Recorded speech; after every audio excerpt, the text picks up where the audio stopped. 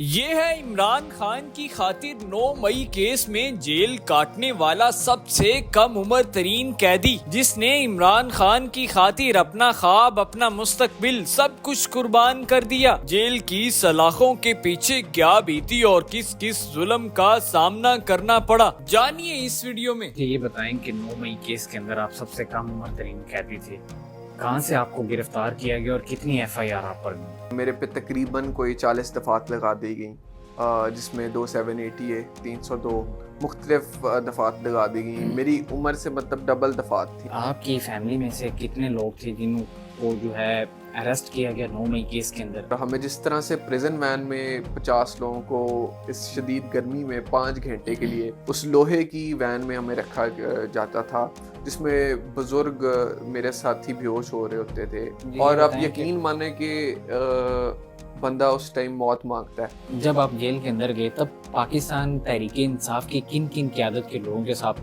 आपकी मुलाकात हुई और कौन कौन लोग आपके साथ जेल के अंदर थे? आपकी पहली बात जब आपके भाई से करवाई गई, आपने बुलाया पानी के लिए, तो पानी किस तरह पिलाया जा रहा था कि अंदर नहीं जाने दिया? आप मानते हैं आप जब आपके ऊपर केस बनाया गया आप कोर्ट कमांडर हाउस के अंदर गए या वैसे कोई आप जलसे जुलसे पे आप जो है? जो कैदी 302 का था या 780 वाला कैदी था ना, इजाजत थी कि वो जेल से कॉल कर सकता है अपनी फैमिली को, अब जिसको चाहे वो कर सकता है, वो यूज कर सकता है जाके अपना फोन जिस मर्जी को कॉल करना चाहता है। हमें नहीं इजाजत थी। 302 की कैदी को इजाजत थी और हमें नहीं थी। अभी इतनी मुश्किलात के बाद आप और आपके वालिद साहब इमरान खान के साथ और PTI के साथ खड़े। 2018 का इलेक्शन हुआ, तब इमरान खान की हुकूमत आ गई, इक़्तिदार में आए, बड़ी स्ट्रॉन्ग पोजीशन थी। देन उसके बाद 2024 में भी बड़ी स्ट्रॉन्ग पोजीशन थी। आप दोनों इलेक्शन हार गए। पालपुर DPS में फॉर्म 45 बनते हुए देखें, पकड़े।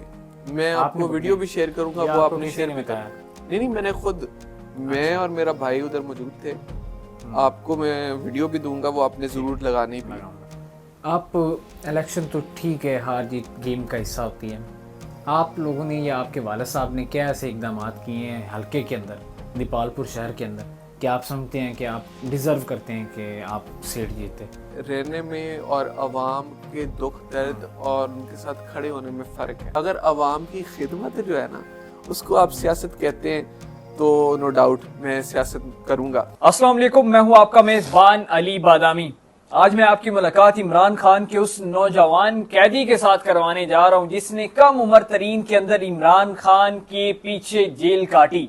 बल्कि इस नौजवान ने ही जेल नहीं काटी, बल्कि इसके पूरे खानदान के तकरीबन 8 से 10 लोगों ने इमरान खान के पीछे जेलें काटी। मेरे साथ ये नौजवान मौजूद है, इसका ताल्लुक दीपालपुर हल्का PP 189 के साथ है। मेरे साथ ये मौजूद है, इससे हम जानते हैं कि जेल के अंदर किन किन मुश्किलात का इसको सामना करना पड़ा और क्या क्या चीजें नहीं सीखी, क्या खोया क्या पाया। अस्सलाम वालेकुम। वालेकुम अस्सलाम। क्या हाल है भाईजान, कैसे हैं? शुक्र, आप सुनाइए? आपका नाम क्या है, तारुफ मुझे करवाएं। अच्छा अब्दुर्रहमान भाई, मुझे ये बताएं कि 9 मई केस के अंदर आप सबसे कम उम्र तरीन कैदी थे, कहां से आपको गिरफ्तार किया गया और कितनी FIR आप पर गई? जी अली भाई, मेरे पे 2 FIRs हुई और 2 मुख्तलिफ जगह हुई एक ही दिन में, एक तिपालपुर में और एक लाहौर में हुई, ठीक है।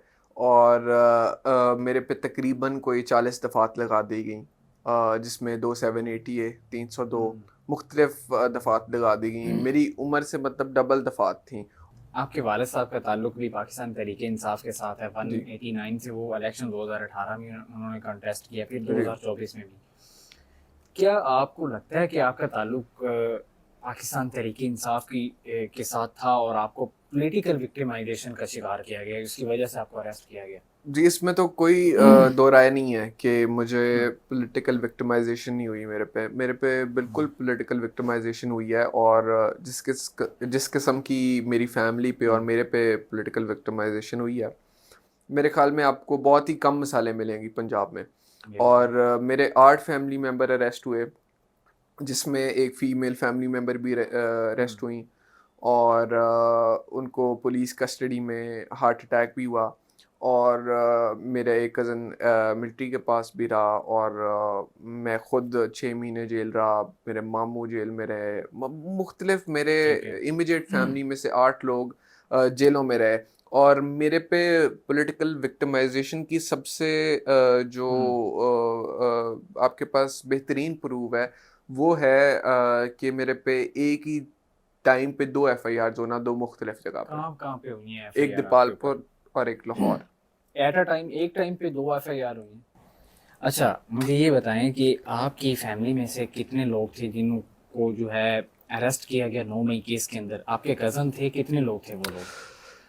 8 लोग थे और उसमें मेरे मामू भी शामिल हैं और मेरे मामू के बेटे भी शामिल हैं, मेरे ताया के बेटे भी शामिल हैं, मेरे मज़ीद और काफ़ी कज़न अच्छा, आप शामिल हैं। 6 महीने जेल के अंदर रह के आए हैं, और जो बाकी आपकी फैमिली के मेंबर थे वो कितनी कितनी देर जेल के अंदर रहे हैं?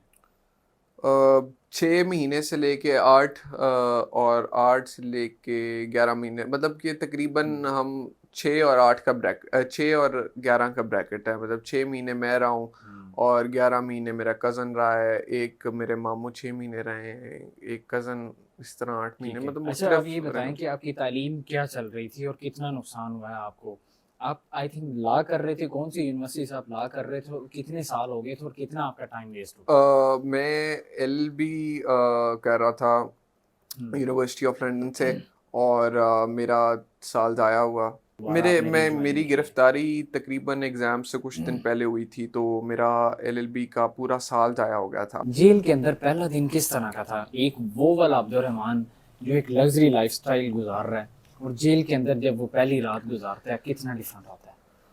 हाँ, देखिए ऑब्वियसली मेरे लिए बड़ा मुश्किल था, ख़ास तौर पे शुरू में इस गर्मी के, फुल पीक गर्मी थी, इस गर्मी के सख्त गर्मी के मौसम में जेल काटना बड़ा मुश्किल था। और जिन हालात में हमें रखा गया था, 8 बाई 8 का सेल था, डेथ सेल जिसमें हमें रखा गया था, और उसके बाद हमें बैरिक्स में शिफ्ट कर दिया गया था।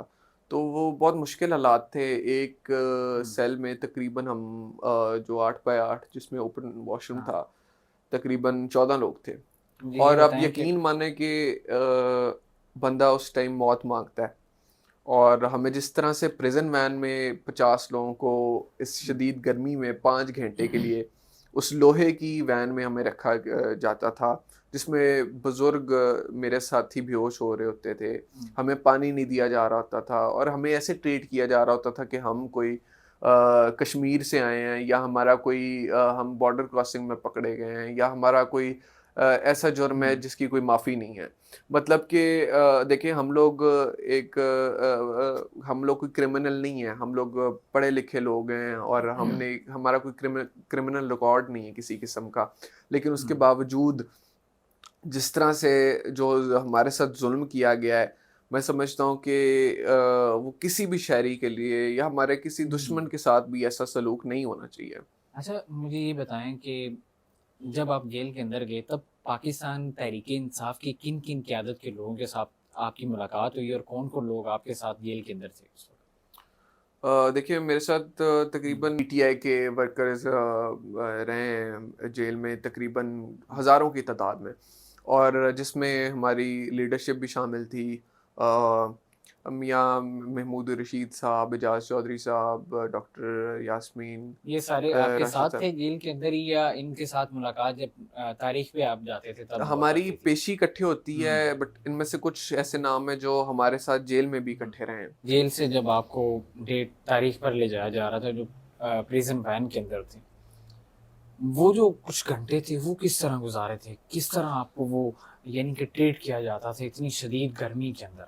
मेरे ख्याल में अगर कोई सबसे अज़ियत वाला टाइम, जो सबसे अब कहें मुश्किल टाइम जो था जेल में जो मेरा गुजरा है, वो वो टाइम होता था जब हमें इस सख्त गर्मी में हमें प्रिजन वैन में 50 लोग सांस लेने की जगह नहीं होती थी। मतलब के साथ साथ कंधे यानी से कि कंधा छोटी मिला वैन हुआ के है, अंदर 50 कैदी थे? 50 कैदी, लोहे की प्रिजन वैन, और उसमें 5 घंटे आप गाड़ी में सिर्फ 10 मिनट बगैर AC के नहीं बैठ सकते, तो हाँ। 5 घंटे लोहे की वैन और 50 लोग, और लोग बेहोश हो रहे होते थे, और हमें पानी तक नहीं दिया जा रहा होता था, मतलब कि पानी भी नहीं दिया जाता था। हमारे साथ जो है वो यजीदों वाला सलूक, यजीदियत वाला सलूक हमारे साथ हो रहा था।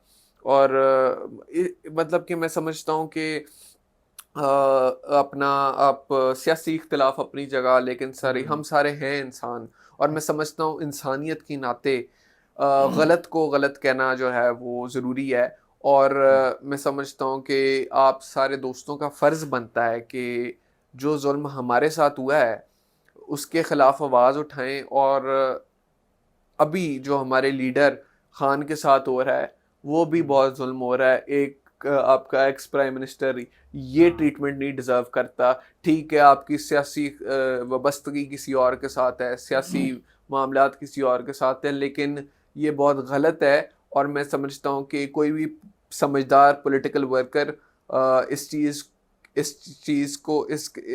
के साथ कभी भी खुश नहीं होगा कि अगर किसी भी उनके मुखालिफ को जेलें हो रही हैं या उनको टॉर्चर किया जा रहा है। मैं समझता हूँ कि ये अगर हमारे साथ हो सकता है तो वक्त बदलते हुए टाइम नहीं लगता, और जुल्म जो होता है वो जब हद से ज़्यादा बढ़ जाए तो वो मिट जाता है। अच्छा मुझे और ये बताएं, वो आप बात बता रहे थे जब आप जेल के अंदर थे, आपकी पहली बात जब आपके भाई से करवाई गई, आपने बुलाया पानी के लिए, तो पानी किस तरह पिलाया जा रहा था कि अंदर नहीं जाने दिया करता क्या पानी आपके जब पिलाने वाला हमें तो था पहली तब भी दफ़ा नहीं दिया जाता था। पेश किया गया एटीसी हम्म, दहशतगर्दी की अदालत एंटी टेररिज्म कोर्ट में, तो मुझे उधर कुछ सहाफ़ी नज़र आए जो कि मेरे जानने वाले हम्म, थे। तो उनको मैंने बताया, वो मुझे देख के परेशान हुए और बड़ा ज़्यादा शौक हुए कि किस हालत में है, कि वो मैं हाँ, पहचाना नहीं जा रहा था। मेरे जो रंगत थी वो बिल्कुल बदली हुई थी, बाल बड़े, दाढ़ी हम्म, बड़ी हुई, और सारा मतलब ना बड़ी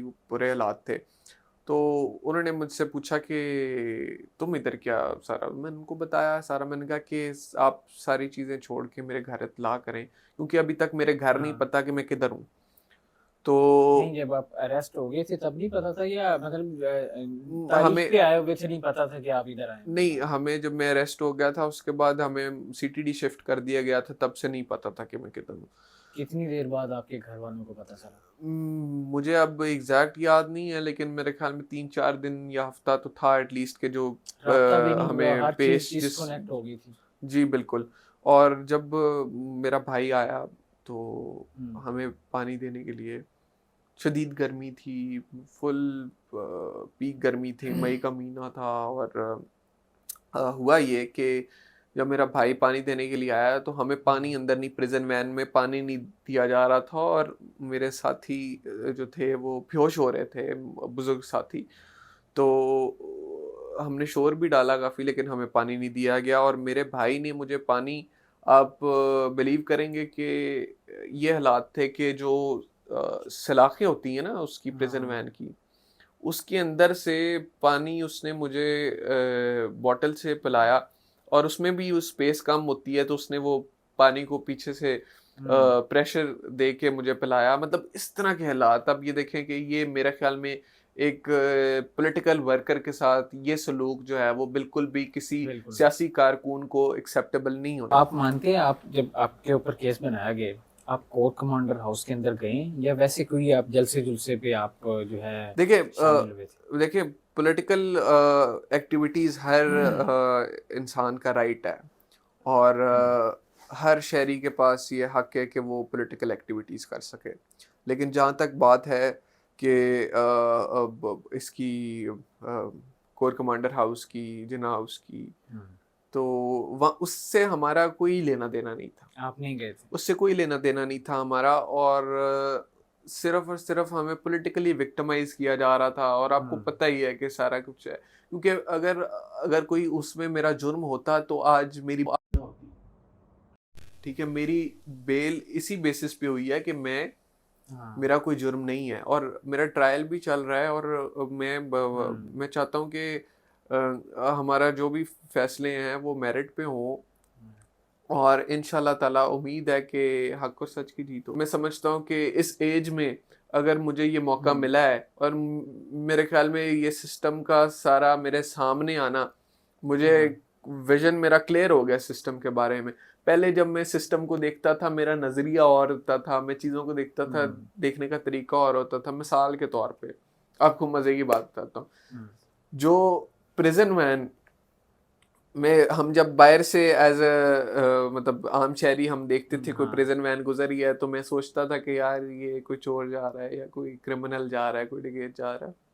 जब मैं उसके अंदर प्रिजन वैन में, तो मैं ये समझता था कि सोचता था कि यार ये बाहर वाले लोग मुझे किस नज़र से देख रहे हैं, वो भी यही समझ रहे होंगे कि यार ये है। तो मैंने कहा कि यार जरूरी नहीं है कि जो बंदा पकड़ा हुआ है या जो बंदा पुलिस कस्टडी में है वो क्रिमिनल है, ठीक है। उसके बाद फिर एक और मजे की आपको वाकया सुनाऊं कि हमारे मीडिया का हाल है कि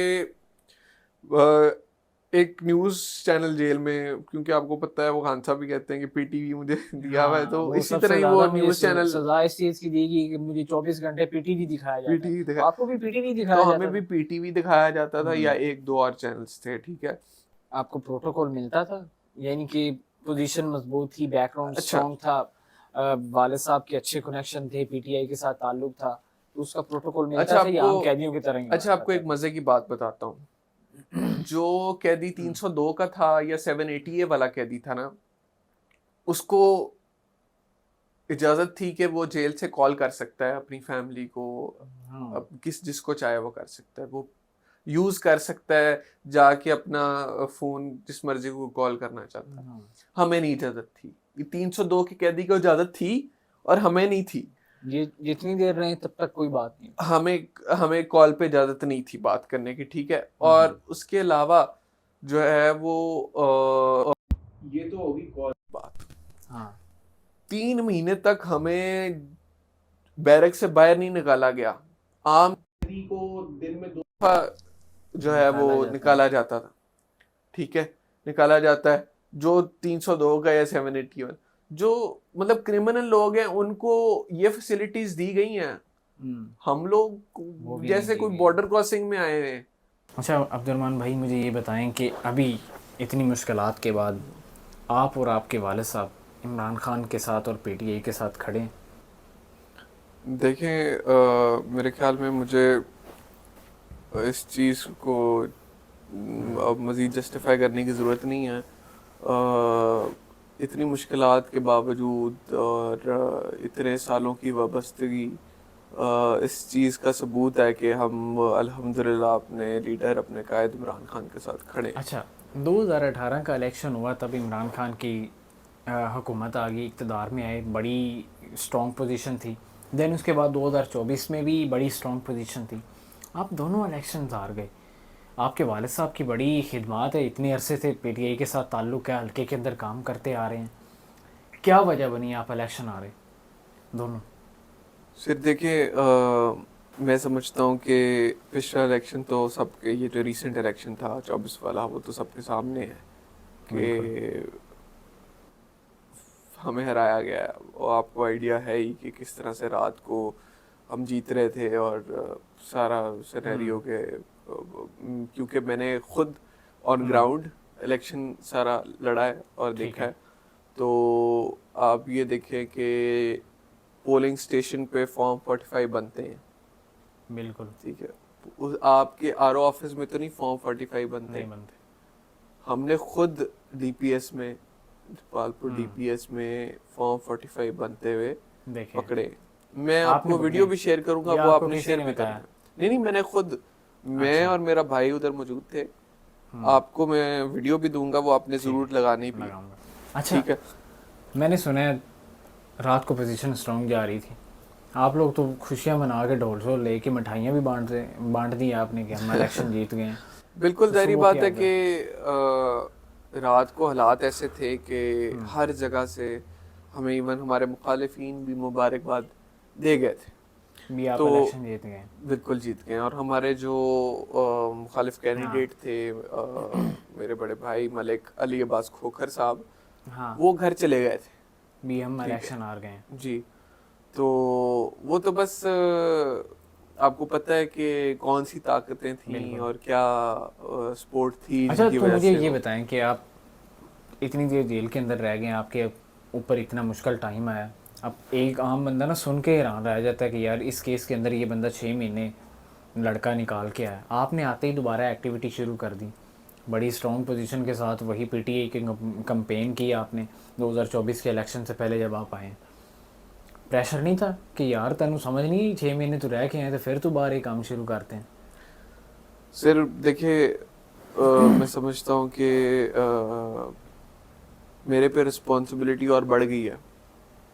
अल्लाह ने मुझे इज़्ज़त दी, लोगों ने प्यार दिया मुझे, और मैं समझता हूँ कि मुश्किलात इंसान पे आती रहती हैं। बिल्कुल। और वो मर्द नहीं जो डर जाए हालात की खूनी मंदिर से। बिल्कुल। इस दौर में जीना मुश्किल हो, उस दौर में जीना लाजिम है। अच्छा। तो हालात जो है वो मुश्किल होते रहते हैं, लेकिन आपको आपका अगर ईमान मजबूत हो, आपका यकीन मजबूत हो, तो कुछ नहीं होता इंशाल्लाह। आइंदा भी अगर हमें हकीकी आज़ादी के लिए जेल क्या, हमें जान भी कुर्बान करनी पड़ेगी। और ये मैं कोई सियासी बयान नहीं दे रहा, ये कोई सियासी बयान नहीं है। अगर हमें जिस हद तक भी जाना पड़ा हम जाएंगे।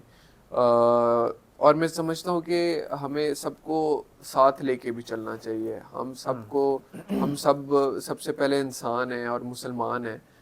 ये सियासी जमातें, ये सारी चीज़ें एक अलग चीज़ है, लेकिन किसी को इस तरीके से पॉलिटिकल विक्टिमाइज करना बहुत गलत चीज़ है। आप इलेक्शन तो ठीक है, हार जीत गेम का हिस्सा होती है, आप लोगों ने या आपके वालिद साहब ने क्या ऐसे इकदाम किए हैं हल्के के अंदर, दीपालपुर शहर के अंदर, कि आप समझते हैं कि आप डिज़र्व करते हैं कि आप सीट जीते? सर देखिए, सबसे पहले तो मैं समझता हूँ कि जो आपका एमएनए या एमपीए या आप कैंडिडेट जो भी है, उसको अवामी होना चाहिए। और मैं समझता हूँ कि मेरे वालिद साहब से मैं तो शायद अभी उस लेवल का एक्टिव नहीं हूँ, बट मैं समझता हूँ कि क्योंकि मेरे वालिद साहब की 14-15 साल की स्ट्रगल है, तो इंशाल्लाह हम भी अपने आने वाले वक्त में करेंगे स्ट्रगल। लेकिन मेरे वालिद साहब की जो स्ट्रगल है 14-15 साल की, वो अवाम के दरमियान की स्ट्रगल है, अवाम के अंदर रह के स्ट्रगल की है। और जहाँ तक बात है कामों की, तो बाकी आपके नाकदीन भी रह रहे हैं, दूसरे भी नून लीग वाले भी रह रहे हैं, अच्छा, रावतमल रह रहे हैं, बाकी लोग भी रह अच्छा रहे हैं। आपका सवाल अच्छा है, बिल्कुल बहुत अच्छा सवाल है। लेकिन सर बात पता है क्या होती है, रहने में और अवाम के दुख दर्द और उनके साथ खड़े होने में फ़र्क है। ठीक है, बिल्कुल। मिसाल के तौर पे जब हमारा 3.5 साल का पीरियड था, हुकूमत थी, तो आप ये देखें कि आप कायद-ए-आज़म चौक से खड़े हो जाएं और जिस तरफ भी आपको जो भी सड़क नहीं मिलेगी ना, वो हमारे टेन्योर में। फॉर एग्जांपल नॉन लीग वाले तो कहते हैं ये हमने बनवाई है, ये पीटीआई क्रेडिट ले रही है। मैं आपको बताता हूँ। For example Dipalpur Haveli road, उसकी इफ्तिताह की मेरे वालिद साहब ने इफ्तिताह की, ठीक है। उसका दीपालपुर ओकाड़ा रोड, ठीक है, दीपालपुर बसीरपुर रोड, दीपालपुर मंडी रोड, दीपालपुर बाईपास रोड, जितनी सड़कें बनी हैं अल्हम्दुलिल्लाह, रिसेंट जितनी सड़कें बनी हैं नई, वो हमारे टेन्योर में बनी है। और उसके अलावा जो कार्डिक सेंटर है, ठीक है, वो कार्डिक सेंटर ना तो किसी वजीर आला ने बनाया था, ना तो किसी मिनिस्टर ने बनाया था, वो अल्हम्दुलिल्लाह अगर अल्लाह ने मौका दिया है तो वो हमने बनवाया है। ठीक है। और मैं समझता हूँ कि बहुत से ऐसे काम है, जाहिर बात है कि टाइम कम है, मैं आपको पूरा दिन हो जाएगा गिनवाते हैं। अच्छा, तो आगे के क्या प्लान है? आगे आप भी सियासत में एंट्री करने वाले, आपकी डिग्री होगी है, क्या प्लान क्या है? सर देखें, हमारे ना सियासत को बड़ी मुख्तलिफ नज़र से देखा जाता है और मुख्तलिफ, मैं समझता हूँ कि सियासत एक डिफरेंट चीज़ है। सबसे पहले अगर आपको अल्लाह ने वसाइल दिए हो तो आप आवाम की खिदमत करनी चाहिए। और कुछ ऐसी चीज़ें होती हैं जो इस दौर में कि वो आप पावर के बगैर या आप किसी ओहदे के बगैर नहीं करवा सकते। बिल्कुल। तो जहाँ तक है मेरी बात, मैं आवाम की खिदमत, क्योंकि मैं समझता हूँ कि मैं इनमें से ही हूँ, मैं आवाम में से ही हूँ। ठीक है, मैंने मैं समझता हूँ कि मेरा जो पॉलिटिकल विजन है या जो चीज़ें हैं वो सारी आवाम से जुड़ी हुई हैं। तो मैं अवामी खिदमत करना चाहता हूँ। मेरा मकसद ना तो एमएनए है, ना तो एमपी है, ना तो मिनिस्ट्री है, ना तो कुछ और है।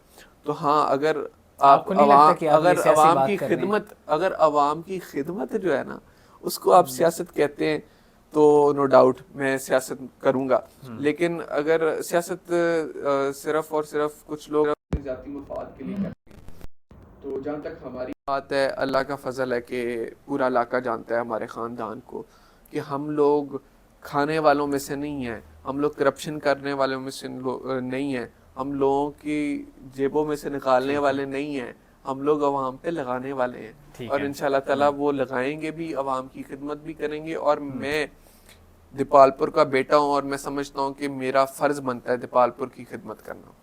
आखिर में नौजवानों को क्या मैसेज देंगे जो आपकी तरह जुल्म का शिकार हुए इस मुल्क के अंदर रहते हुए?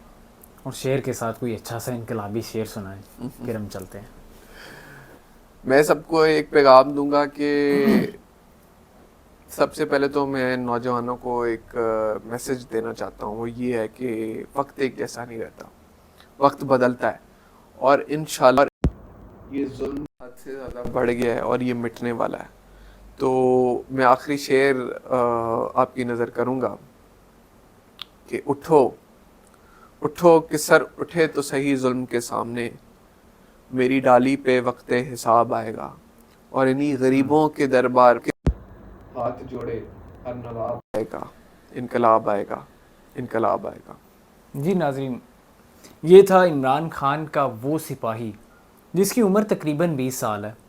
और 20 साल और उम्र के बच्चे जो आजकल स्कूल या कॉलेज के अंदर रोटी के टिफ़िन की बातों पर लड़ रहे होते हैं, ख़र्चे पर लड़ रहे होते हैं, ये वो नौजवान है जिसने इमरान खान के पीछे 6 महीने से ज़्यादा बामुशक्क़त कैद जेल काटी।